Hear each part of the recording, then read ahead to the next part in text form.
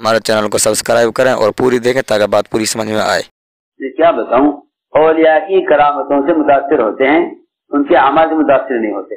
ज़माने का मुसलमान का अकीदा इतना कमजोर है कि वो औलिया की करामतों से मुतासिर है, औलिया की करामतों से मुतासिर है। बिस्मिल्लाहिर्रहमानिर्रहीम।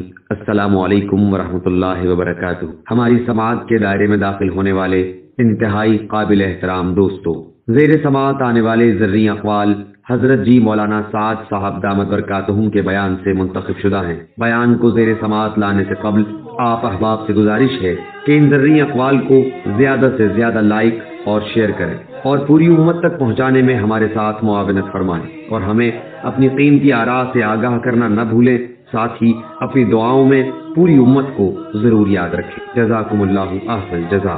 ये वली करामत देखेगा तो जिस वली की करामत देखेगा उस वली से दुआ कीजिए कहेगा, उस वली से दुआ कीजिए कहेगा। अपनी हाजत को वली से कहेगा, अपनी हाजत को वली से कहेगा।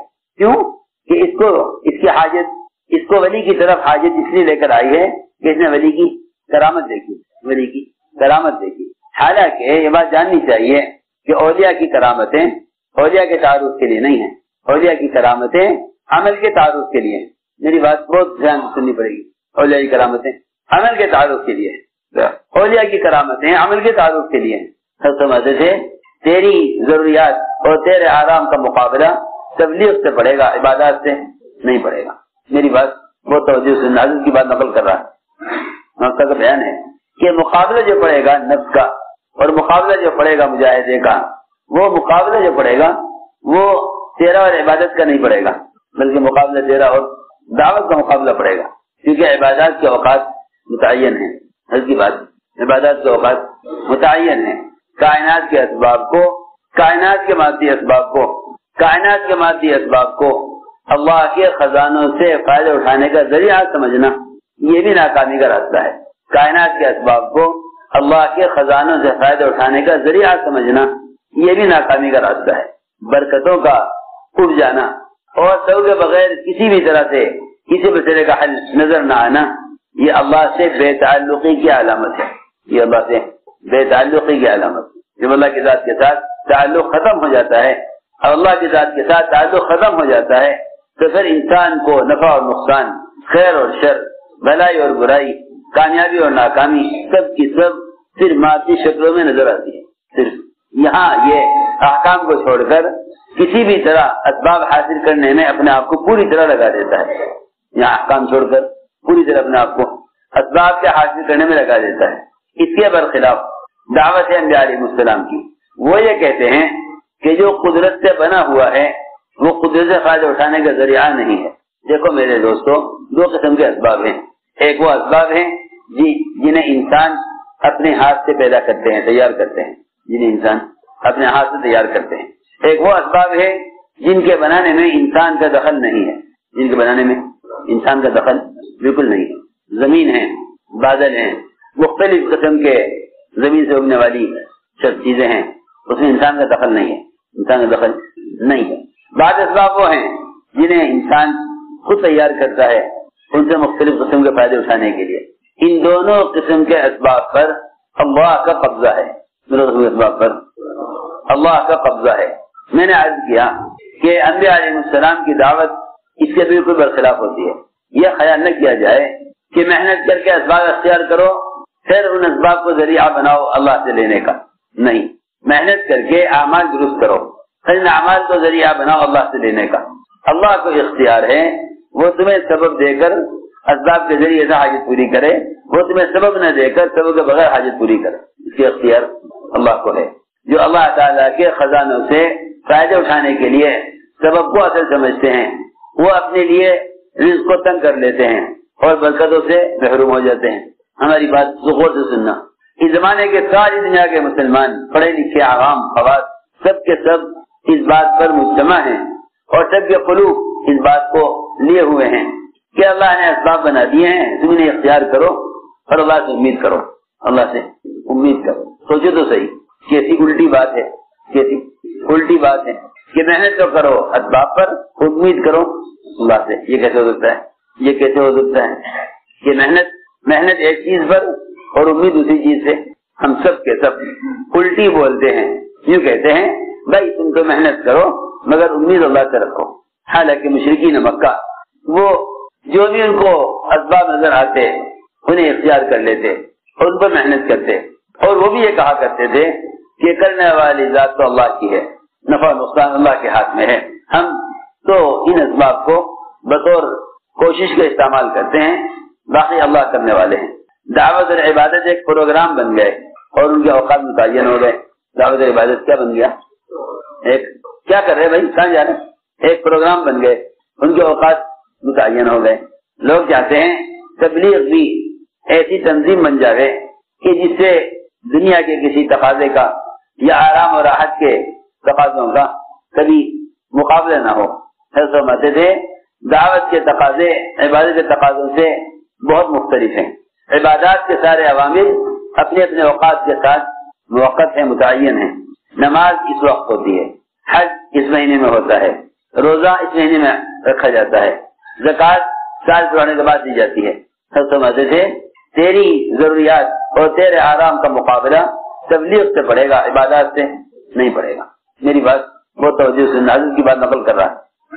مقصد کا بیان ہے کہ مقابلہ جو پڑے گا نفس کا اور مقابلہ جو پڑے گا مجاہدے کا، وہ مقابلہ جو پڑے گا وہ تیرا اور عبادت کا نہیں پڑے گا، بلکہ مقابلہ تیرا اور دعوت کا مقابلہ پڑے گا، کیونکہ عبادات کے اوقات متعین ہیں.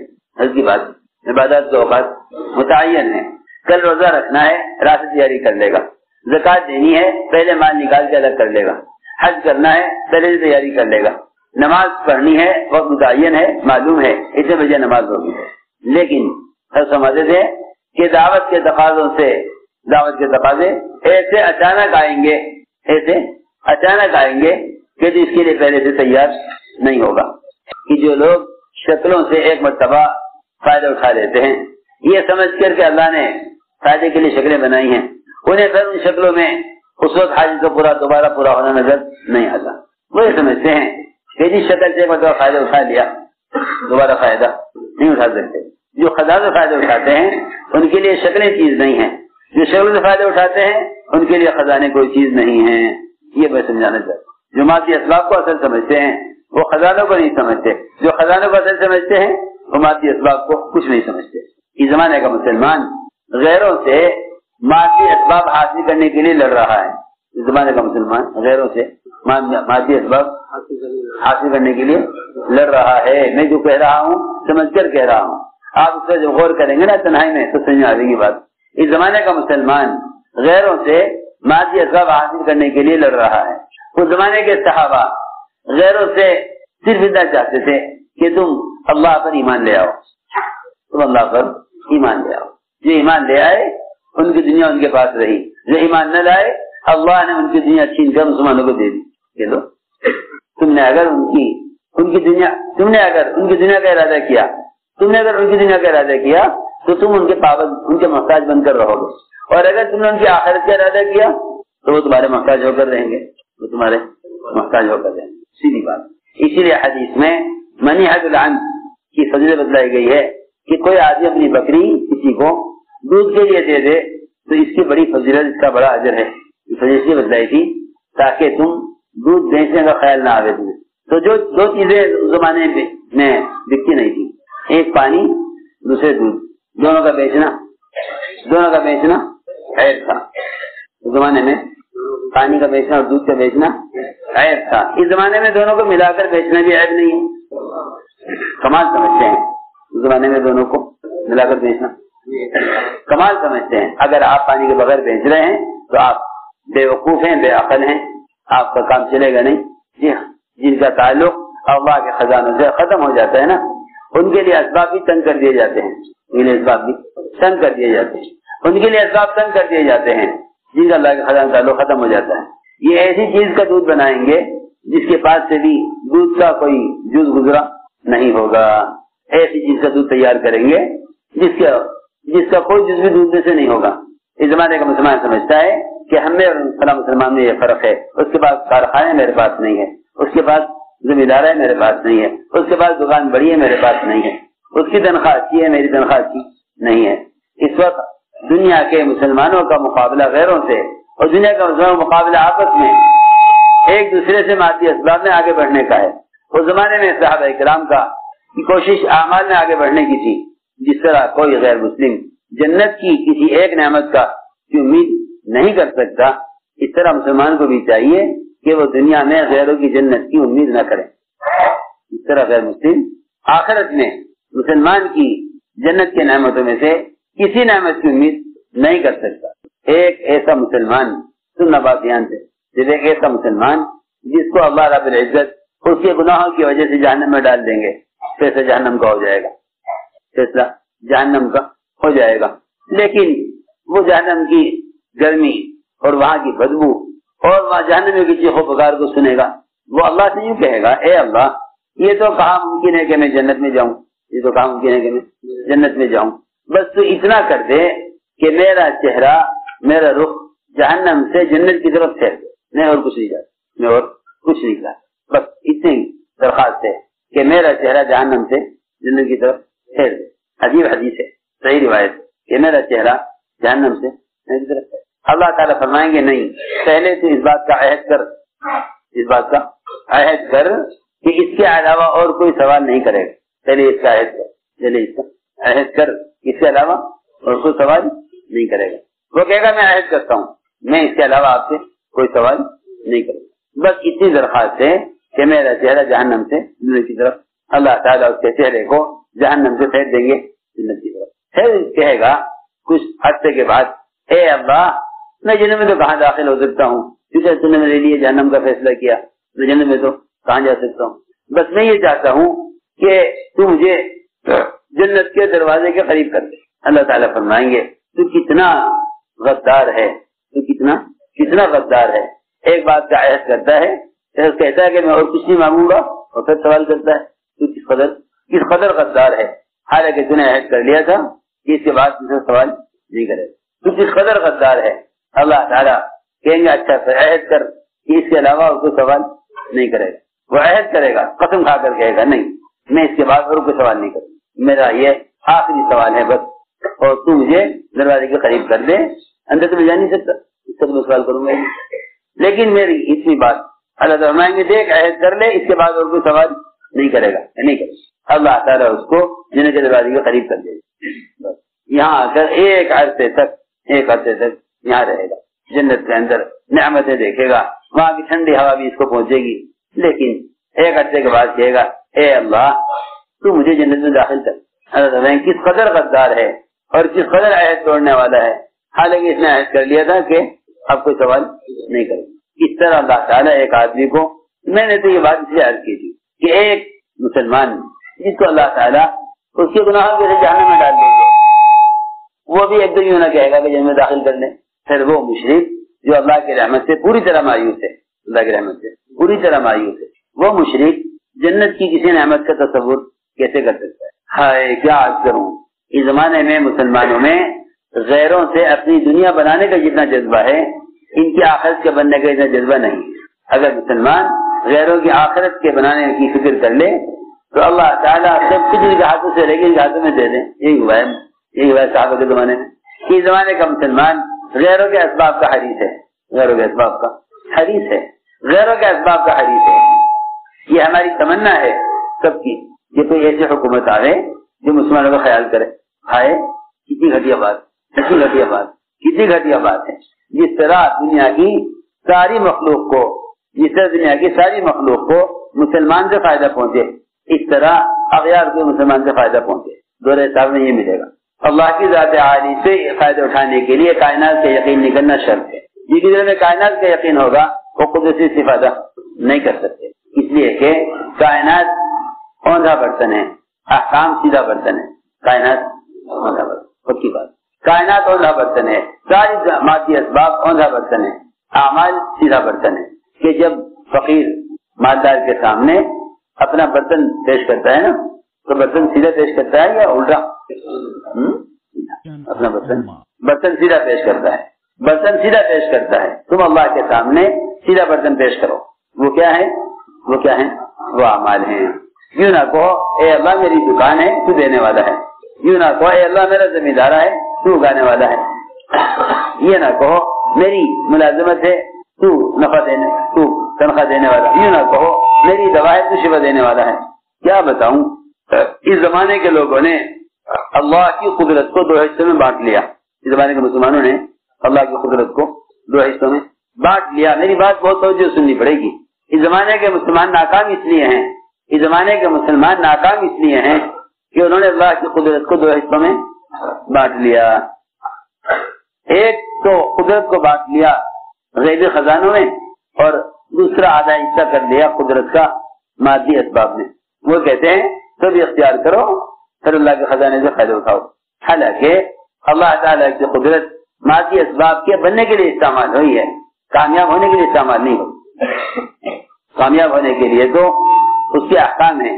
اسباب قدرت استعمال ہوئی ہے سبب کے بننے میں، قدرت استعمال ہوئی ہے سبب کے بننے میں، قدرت استعمال نہیں ہوگی سبب سے بننے میں۔ اگر احکام نکال دیے جائیں اسباب میں سے اگر احکام نکال دیے جائیں تو پھر مسلمان اور غیر مسلم کے سبب میں کوئی فرق نہیں ہے، سبب میں کوئی فرق نہیں۔ بہت آسان بات، بہت آسان بات۔ اگر احکام نکال دیے جائیں اسباب میں سے تو مسلمان اور غیر مسلم کے سبب میں کوئی فرق نہیں۔ جیسے وہ ناکام ہوں گے ایسے مسلمان بھی ناکام ہوں گے، ان کی ناکامی ابدی ہے، یہ بھی ہمیشہ کے ناکام ہو جائیں گے، کیونکہ آخرت کی کامیابی سبب میں نہیں، سبب جو حکم ہے اس پر آخرت کی کامیابی ہے۔ یہی وجہ ہے کہ اللہ کے سامنے عمل پیش کیا جاتا ہے، سبب نہیں۔ کیا بتاؤں، اولیاء کی کرامتوں سے متاثر ہوتے ہیں، ان کے اعمال سے متاثر نہیں ہوتے۔ زمانے کے مسلمان کا عقیدہ اتنا کمزور ہے کہ وہ اولیاء کی کرامتوں سے متاثر ہے، اولیاء کی کرامتوں سے متاثر ہے۔ جی ولی کرامت دیکھے گا تو جس ولی کی کرامت دیکھے گا اس ولی سے دعا کیجیے کہے گا، اس ولی سے دعا کیجیے کہے گا، اپنی حاجت کو ولی سے کہے گا، اپنی حاجت کو ولی سے کہے گا۔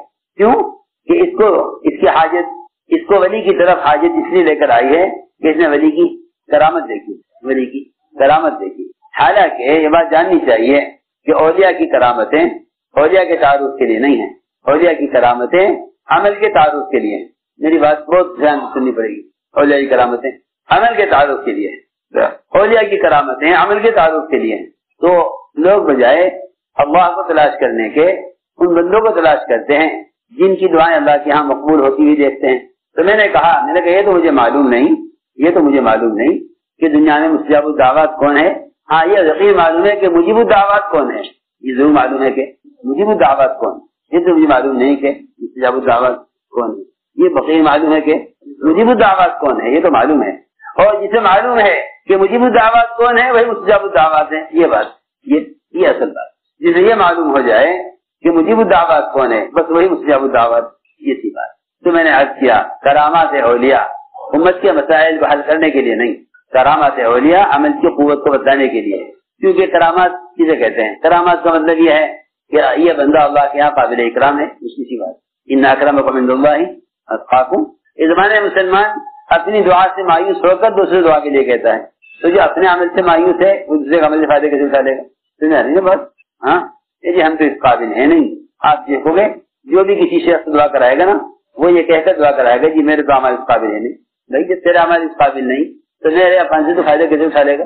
یہ زمانے کے لوگوں کا خیال ہے کہ بھائی اپنا اپنا عمل کرو، اپنے اپنا نجات پاؤ، اور اس سے بڑھ کر بیچارے بعض ایسے عقل مند ہیں جو کہتے ہیں بھائی اپنا اپنا فکر کرو، اپنا اپنا فکر کرو، دوسروں کا فکر چھوڑو، اپنا اپنا فکر کرو۔ علیکم انفسکم علیکم انفسکم، اپنی خبر لو، اپنی خبر لو، اپنی فکر کرو۔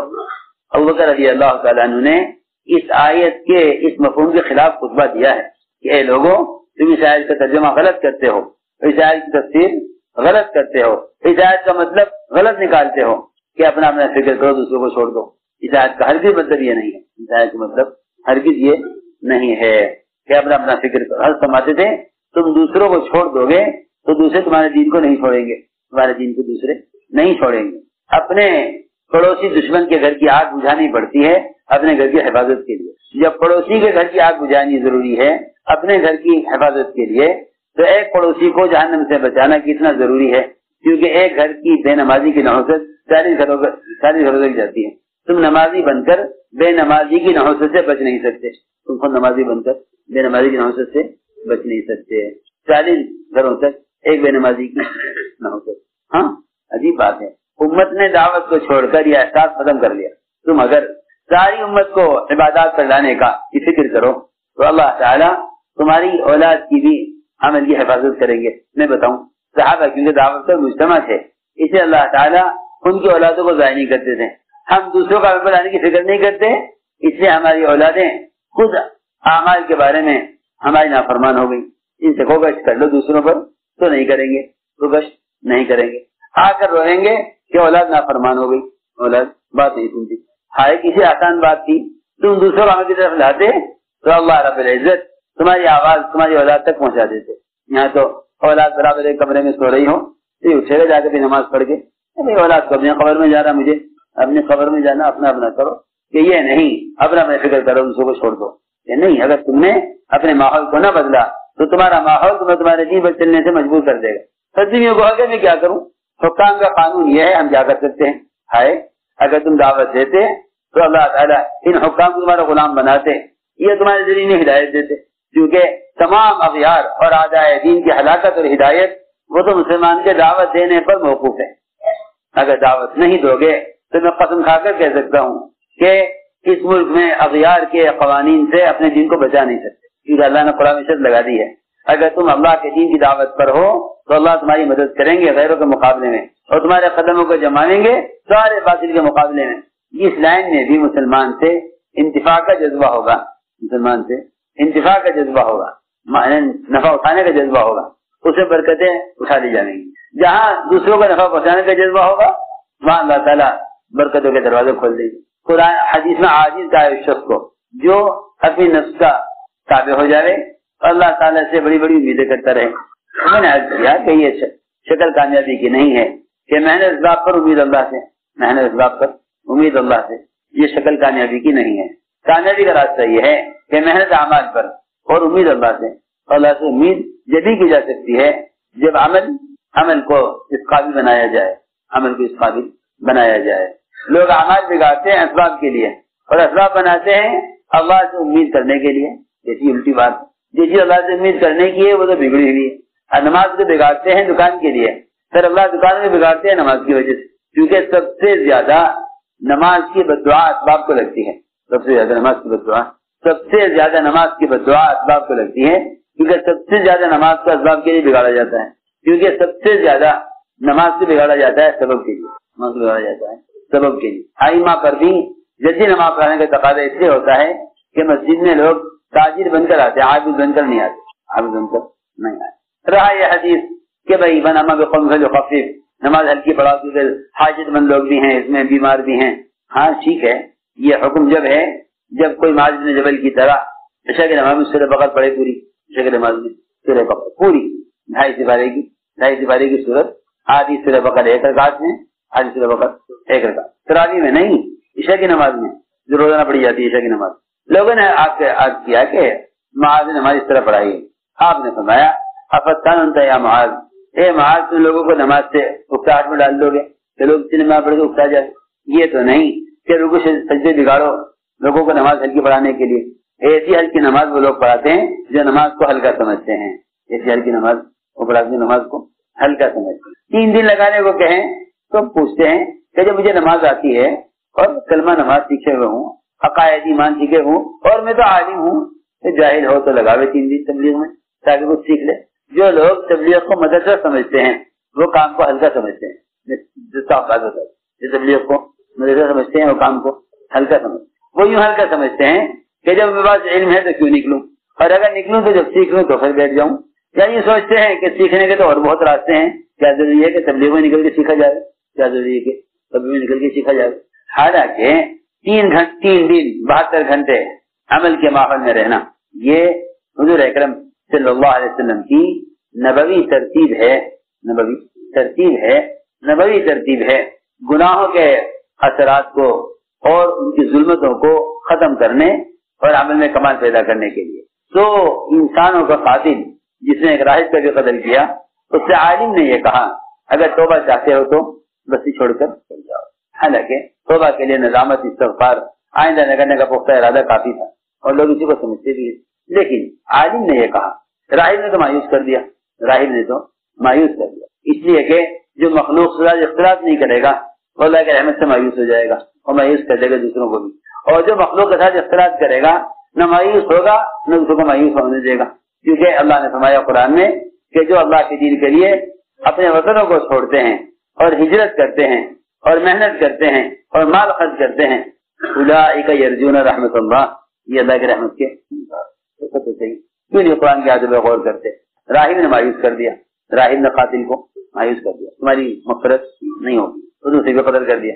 آگے بڑھے، عالم سے ملے، حلی من توبتی، میری توبہ قبول ہو جائے گی؟ کہا ہو جائے گی، مگر شرط یہ ہے کہ تم اپنی بستی چھوڑ کر نکل جاؤ. اور وہاں سے نکلے، ادھر موت آ گئی، عذاب کے فرشتے آ گئے. اللہ نے فرمایا کہ اگر خود بستی کا قریب ہے جہاں کا ارادہ کیا ہے تو رحمت کے فرشتے لے جائیں. اگر بستی کے قریب ہے جہاں یہ قتل کیے ہیں، گناہ کیے ہیں، تو اس کو عذاب کے فرشتے لے جائیں. اس زمین کو حکم دیا تو سمٹ جا، اور زمین سے کہا کہ تو پھیل جا. میں کر لو نپائی ہوئی ایک بالش اس زمین کی طرف جہاں کے لیے نکلے تھے. اور پھر فیصلہ ہو گیا کہ رحمت کے فرشتے لے جائیں. اس لیے عرض کر رہا کہ بھائی اصل نقل حرکت اس لیے تھی تاکہ اپنے عمل میں کمال پیدا ہو اور ماحول بدلے. دعوت کے ماحول کو بدلو تاکہ اپنا دین محفوظ رہے، اپنا دین محفوظ رہے. بس عزم کرو کہ انشاءاللہ اپنی ذات سے کرنا بھی ہے، امت تک دین کی دعوت کو پہنچانا ہے. مسئلہ اپنی ذات کا نہیں ہے، صرف ساری امت ساری انسانیت کا ہے. اس کے لیے جو حضرات علماء ماشاءاللہ سال کے لیے آئے ہیں وہ اپنا سال پیش کیا کریں. ویڈیو اگر اچھی لگے تو سبسکرائب کریں، اچھا سا کامنٹ اور لائک کریں. اللہ الذی لا الہ الا ہو الرحمن الرحیم الملک القدوس السلام المؤمن المهيمن العزيز الجبار المتكبر